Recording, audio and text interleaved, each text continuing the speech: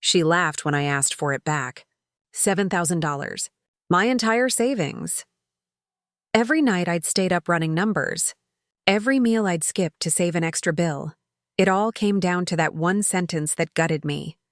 "Stop being dramatic," she said. Adjusting the diamond bracelet she apparently needed more than I needed my business. "It's just money. Just money." That phrase echoed for days, sharp, mocking, almost musical in its cruelty. I didn't yell. I didn't curse. I just looked at her across my brother's living room, where her perfume filled the air like poison wrapped in flowers.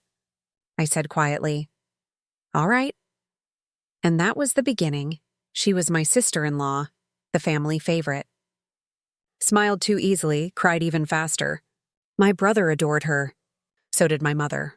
They said she was kind-hearted, soft-spoken, a blessing. When she called one night, voice trembling, saying she needed $7,000 for an emergency surgery, I didn't hesitate. I transferred it within 10 minutes. Family doesn't think twice. 2 weeks later, she posted a photo online wearing a designer gown. Caption, "Treat yourself. You deserve it." That was the day my chest went cold. I asked politely at first. She deflected, "I'll pay you soon." Then she stopped answering.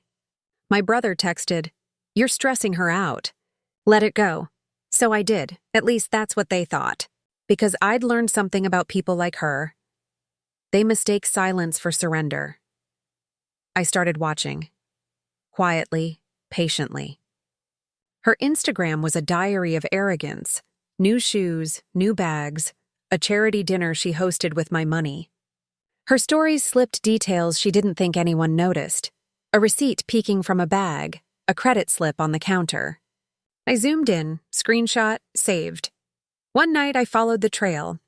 The emergency fund had gone through a joint account, my brother's and hers. I checked the registration of the boutique she kept tagging, owned by her cousin.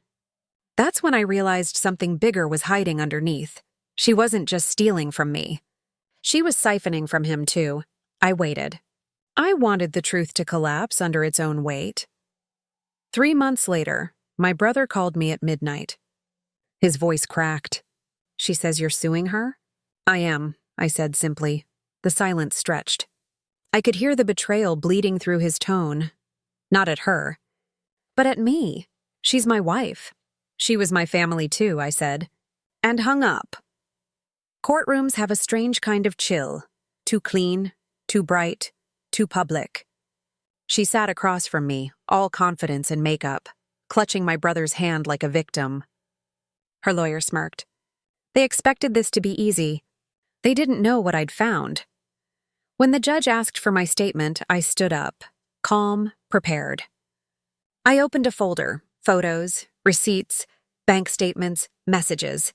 One by one, I laid them out like cards in a magician's final trick. Her expression faltered. First came the screenshot of the transfer, mine to her.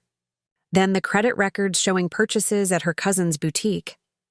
Then the company registration. Finally, the joint account log showing withdrawals under her husband's name made while he was overseas. The room went still. My brother's jaw tightened. Her hand slipped from his. That's when I realized my revenge wasn't about getting my money back. It was about truth, about finally watching the mask fall. Her lawyer stammered through objections. "This isn't relevant."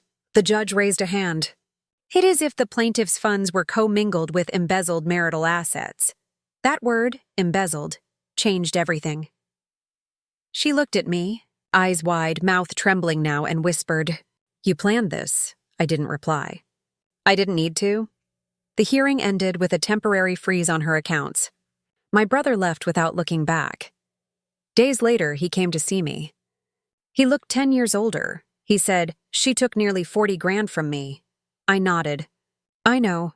He sat in silence for a long time. Then he whispered, "Thank you." That was enough. When the final judgment came, the court ordered full restitution. She was forced to sell her wardrobe, her trophies, to pay back what she owed. Watching her hand over those glossy bags felt poetic.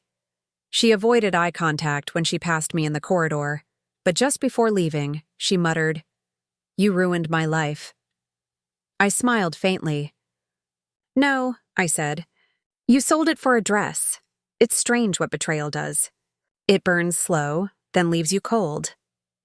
That $7,000 was never just about money. It was about respect, about trust, about how easily someone can turn generosity into weakness, and how satisfying it is to remind them otherwise. I didn't celebrate. I didn't tell anyone the details. I didn't need to, because the best revenge isn't loud. It's quiet. It's surgical. It's when you walk away with peace, and they're left wondering how you managed it. Now, when people talk about her, I stay silent. They call her unlucky, misunderstood, fallen from grace.